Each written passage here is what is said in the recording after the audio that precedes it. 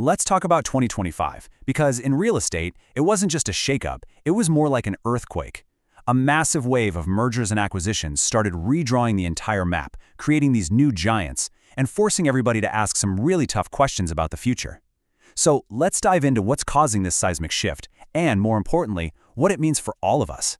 So what is the deal here? Why is it that all of a sudden, brokerages, big ones, small ones, all of them, are rushing to consolidate? It is the question on everyone's mind this year, and we're going to unpack all the forces that are driving this industry-wide scramble for scale.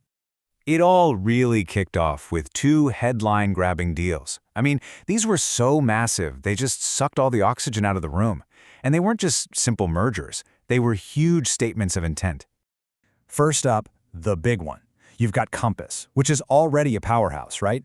And they announced they're acquiring Anywhere.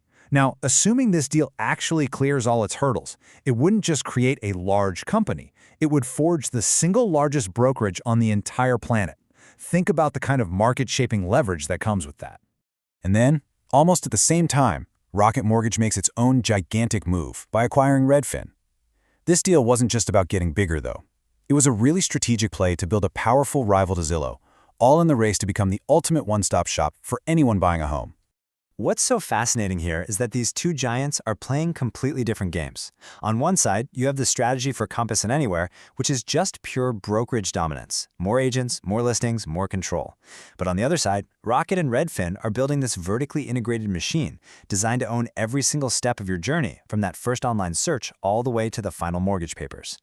So we've seen the what. We've seen these huge deals, but the really crucial question is the why. What market forces got so intense that finding strength in numbers went from just a strategy to an absolute necessity?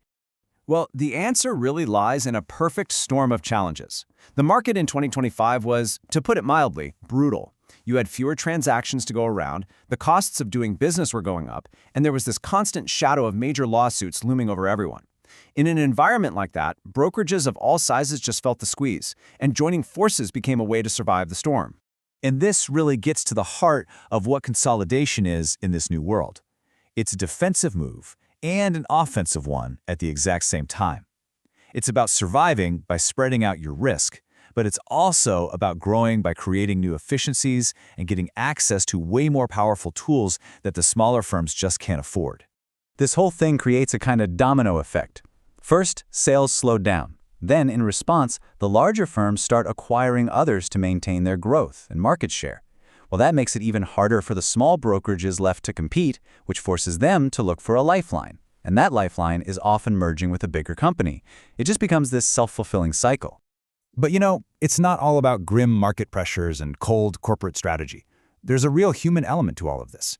Turns out, the most successful deals aren't just about the numbers on a spreadsheet. They're about people and culture. As Windermere President Obi Jacoby puts it, cultural fit is actually a real thing. A successful acquisition really depends on having strong leadership and a shared vision. You can't just smash two companies together and hope for the best. There has to be a real foundation of shared values.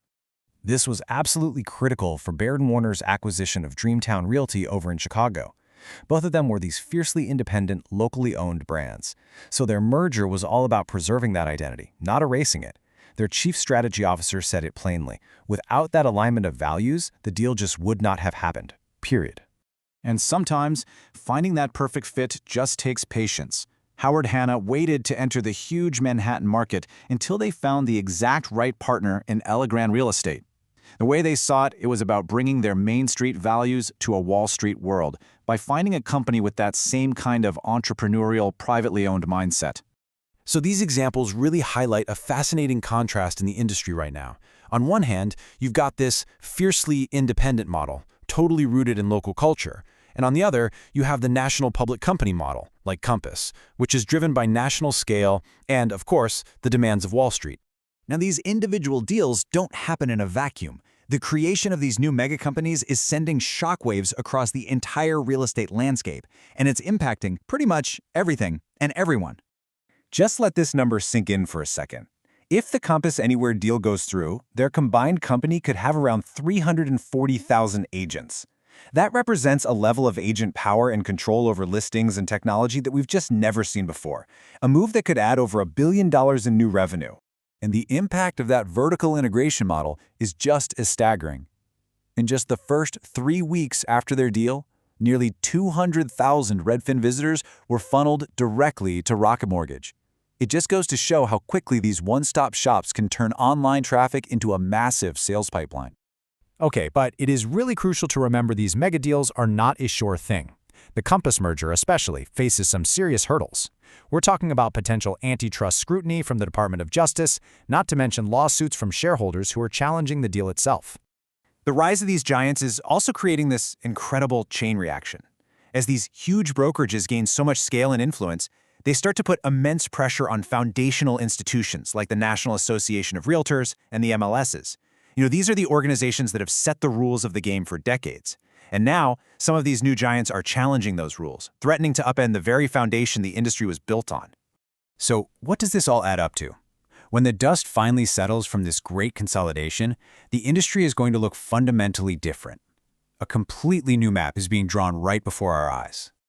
Ultimately, this points to the single biggest takeaway from this entire shift. In 2025, the focus for brokerages changed big time.